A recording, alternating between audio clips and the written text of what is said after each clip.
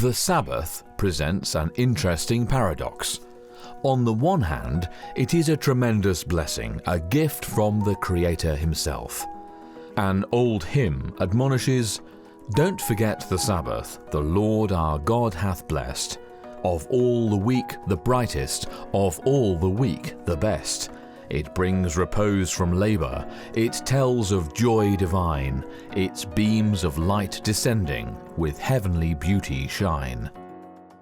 And yet the paradox is, as precious as the Sabbath is to those who keep it, it is also a burden. Such words may sound shocking, even offensive, but if we're being strictly honest, it can also be the most difficult day of the week. There are certain expectations that accompany what is deemed proper Sabbath observance. Wearing our best clothes to Sabbath morning worship generally requires special preparation. Cooking and cleaning ahead of time can be exhausting after a long week at work. Then there is the long list of everything that must not be done on the Sabbath. As great a blessing as the Sabbath is, it too often devolves into a burden as well. It certainly became so to the Jews. To this day, conservative Jews hire a Shabbat Goy, a Gentile, to come to their homes on Sabbath to perform menial tasks that would be work for the Jew to do. These include such things as turning on lights or lighting the stove. The problem is, hiring somebody to work for you on the Sabbath breaks the fourth commandment just as much as if you'd done the work yourself. The fourth commandment clearly states, "Remember the Sabbath day to keep it holy. 6 days shalt thou labour and do all thy work, but the seventh day is the Sabbath of Yahuwah thy Elohah. In it thou shalt not do any work, thou, nor thy son, nor thy daughter, thy manservant, nor thy maidservant, nor thy cattle, nor thy stranger that is within thy gates." Throughout his public ministry, Yahushua tried to teach the people the blessing of true Sabbath observance. Mark 2 records, "And it came to pass that he went through the cornfields on the Sabbath day, and his disciples began as they went to pluck the ears of corn.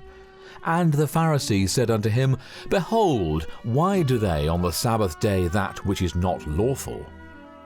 The Pharisees were not accusing the disciples of stealing, rather they were accusing the disciples of working. The word translated corn also refers to grain. The Pharisees were accusing the disciples of harvesting on the Sabbath. Rubbing the grain between their hands to remove the chaff could be construed as threshing. Thus, the real complaint was that the disciples were breaking the Sabbath by working. Yahushua wanted to lift the heavy burden Sabbath keeping had become and transform it into the blessing Yah originally intended. He gently asked, "Have ye never read what David did when he had need, and was an hungered, he and they that were with him? How he went into the house of Yah in the days of Abiathar the high priest, and did eat the showbread, which is not lawful to eat but for the priests, and gave also to them which were with him?" The Saviour was trying to draw them beyond a legalistic observance of the Sabbath. Yahushua then made a statement that very beautifully establishes for all time that the Sabbath is meant to be a gift, not a burden. He said, "The Sabbath was made for man, and not man for the Sabbath. Therefore, the Son of Man is Lord also of the Sabbath." Sadly, the Israelites were not interested in changing their practices. To this day, Sabbath keeping among the vast majority of Jews is not a spiritual blessing, but a traditional obligation. In speaking of the Pharisees, Yahushua said, "They bind heavy burdens and grievous to be borne, and lay them on men's shoulders, but they themselves will not move them with one of their fingers. Woe unto you, scribes and Pharisees, hypocrites! For ye compass sea and land to make one proselyte, and when he is made, ye make him twofold more the child of hell than yourselves." There are very good reasons why many Sunday-keeping Christians accuse Sabbatarians of being legalistic, because they are. Satan has worked hard to spread this same attitude toward the Sabbath among Sabbath-keeping Christians. But that is not the fault of the Sabbath.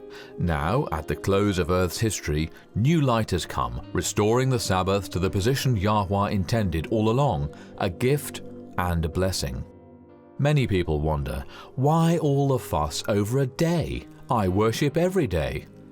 This attitude stems from a mistaken view of the Sabbath as a burden rather than a delight. Furthermore, it suggests that there are certain obligations, as well as certain blessings, held solely in reserve for the biological descendants of Abraham, and this simply is not true. Peter declared, "Of a truth I perceive that Yahuwah is no respecter of persons, but in every nation he that feareth him and worketh righteousness is accepted with him." Yahuwah's gifts are freely available to all, and that includes the gift of the Sabbath. Isaiah declared, "Also the sons of the stranger that join themselves to Yahuwah, to serve him, and to love the name Yahuwah, to be his servants, every one that keepeth the Sabbath from polluting it, and taketh hold of my covenant. Even them will I bring to my holy mountain, and make them joyful in my house of prayer. Their burnt offerings and their sacrifices shall be accepted upon mine altar, for mine house shall be called an house of prayer for all people. Yahuwah, which gathereth the outcasts of Israel, saith, Yet will I gather others to him, beside those that are gathered unto him." Satan knows the tremendous blessings available to all who will keep the Sabbath in the manner Yahuwah intended. This is why he teaches the Sabbath was done away with at the cross, and for those who understand its continuing validity, he has made it a burden, heavy and grievous to be borne. For many Sabbatarians, it is the man-made traditions, the human interpretation of what constitutes proper Sabbath observance that makes them feel they are keeping the Sabbath holy. And yet it is these very things that turn their Sabbath day's blessing into a burden, and they don't even realize it. Gaining a true Sabbath day's blessing is not dependent on wearing the right clothes or fixing special foods. Delighting in the Sabbath is far more profound than anything so dependent on exterior factors, and it is gained by 3 simple steps. Isaiah 58 explains what these steps are. "If thou turn away thy foot from the Sabbath, from doing thy pleasure on my holy day, and call the Sabbath a delight, the holy of Yahuwah honourable, and shalt honour him, not doing thine own ways, nor finding thine own pleasure, nor speaking thine own words, then shalt thou delight thyself in Yahuwah, and I will cause thee to ride upon the high places of the earth, and feed thee with the heritage of Jacob thy father, for the mouth of Yahuwah hath spoken it." This is the secret to delighting in the Sabbath. It is not our task to make the day sacred. The Sabbath is already sacred and holy because the Creator has already blessed and declared it so.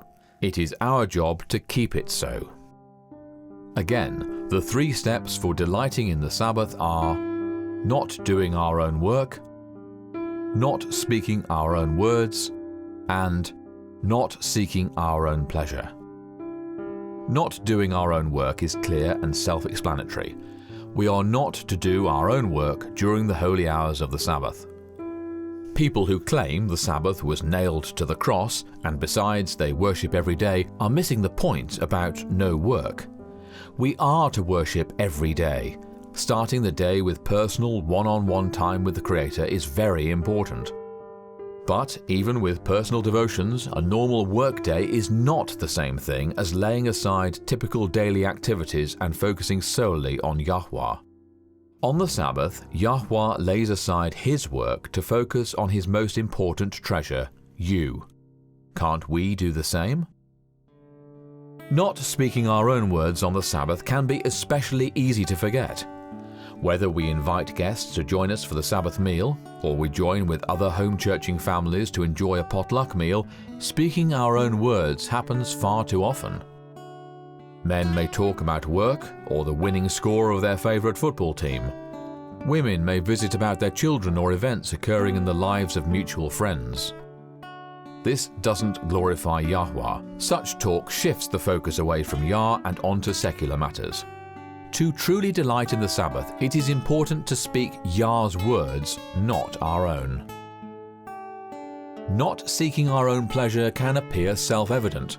Obviously, you're not going to go to a ball game or concert during the sacred hours of the Sabbath, but seeking our own pleasure on the Sabbath reaches far deeper than either not speaking our own words or doing our own work. For people who have dedicated their life in service to Yah, this is especially important. After all, it's doing Yah's work, right? But the truth is, we all like doing Yah's work. It brings us joy. The Sabbath is not a time for me to seek my own delight. It is a time for me to seek Yahuwah's delight. And when I do this, I then too am delighted. One of the many ways in which we can seek the Father's pleasure is by ministering to Him in the person of those around us. We are to be Yahuwah's hands to strengthen and help, His voice to comfort and cheer. Scripture teaches Yahuwah literally feels everything His children feel.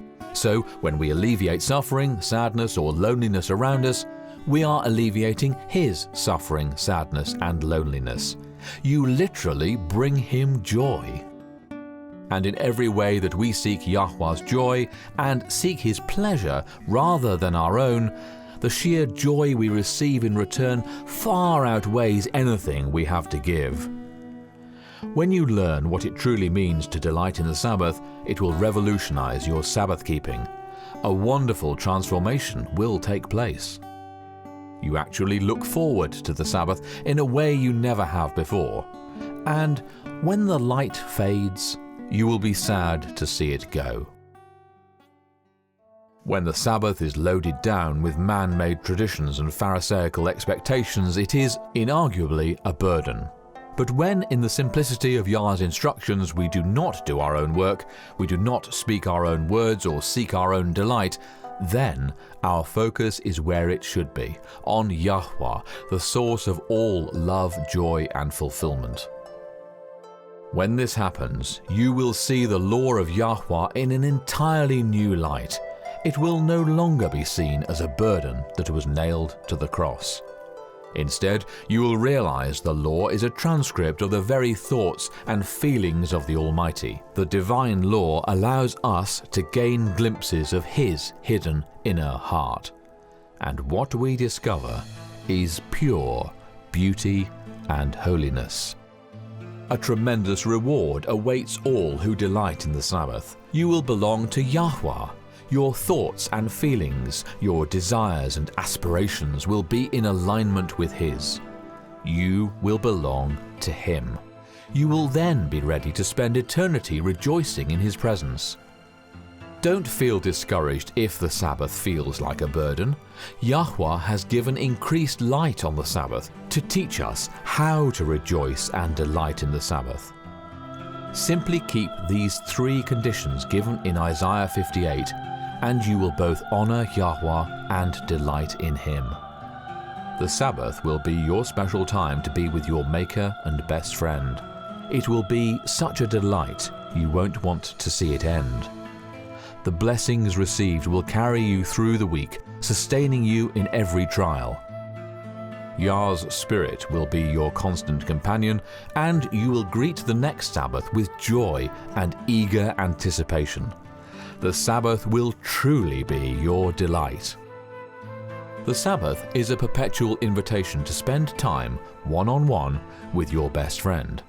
As you do this, you will become one with Him, He in you and you in Him, delighting in each other's company. The Sabbath is a joy that will continue to delight throughout the ceaseless ages of eternity. And it shall come to pass that from one new moon to another, and from one Sabbath to another, shall all flesh come to worship before me, saith Yahuwah. The invitation to spend time with your Creator is still open. He lays aside His work to spend time with you. Won't you do the same for Him?